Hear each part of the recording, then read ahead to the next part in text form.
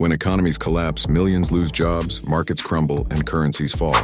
But there's another economy, one that doesn't just survive recessions, it feeds on them. An economy that grows stronger every time the rest of the world panics. It's invisible to most people. It doesn't live on Main Street or in stock exchanges. It exists in the shadows of global finance, where fear becomes profit and chaos is just another commodity.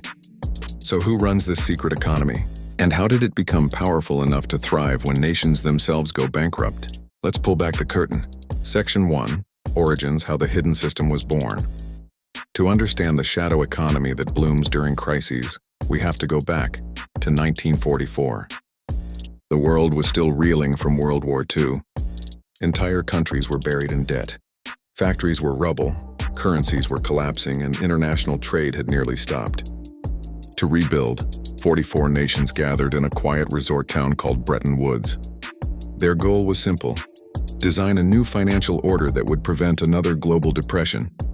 But in doing so, they planted the seeds for a hidden system, one that would later profit from every global downturn. The new system made the US dollar the world's reserve currency, pegged to gold. Other nations would link their currencies to the dollar, trusting it to remain stable. It seemed logical until one simple truth emerged: control the dollar and you control the world. As the dollar became the lifeblood of international finance, a parallel network began to form.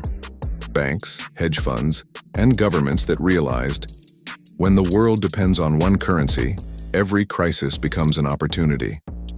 Section 2, The Rise when Debt Became the New Currency. Fast forward to the 1970s. President Nixon ended the gold standard, detaching money from any physical backing. From that moment on, money became debt, and debt could be created from nothing. Banks could now lend out more money than they actually held, through a system called fractional reserve banking. Central banks could print liquidity at will, flooding the economy whenever growth slowed. This unleashed the modern age of credit, and with it a new power class emerged. While regular people earned money through work, the elites of this secret economy earned it through crisis. When interest rates moved, when currencies crashed, when nations borrowed beyond their limits and they made fortunes, hedge funds shorted currencies. Investment banks sold insurance on collapsing assets, and global debt traders quietly became the kings of downturns. By the time of the 1980s Latin American debt crisis, some insiders had learned a powerful lesson. When entire countries default, the cleanup can be profitable. Loans were restructured, debt was repackaged, and nations were forced to sell off natural resources and state industries to pay creditors. For the shadow financiers, recessions became business opportunities. Section 3, The Breaking Point: 2008 and the Birth of the Modern Shadow Market. Then came the big one, 2008. What most people remember as the housing crash was, in reality, a once-hidden system finally snapping under its own weight. The world's biggest banks had turned mortgages and people's homes into speculative chips in a global casino. When the bets went wrong, the entire system froze.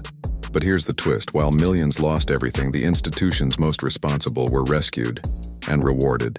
Central banks slashed interest rates to near zero. Governments printed trillions. And in doing so, they fueled the very machine that caused the crisis in the first place. The shadow economy didn't just survive 2008. It expanded. Derivatives trading exploded to over $1 quadrillion in notional value, a number so large it's effectively infinite compared to the real economy. Private equity firms began buying up entire neighborhoods of foreclosed homes. Corporations used cheap debt to buy back their own stock, inflating prices while real wages stagnated. The recovery wasn't for everyone. It was for those who understood how to profit from the printing press.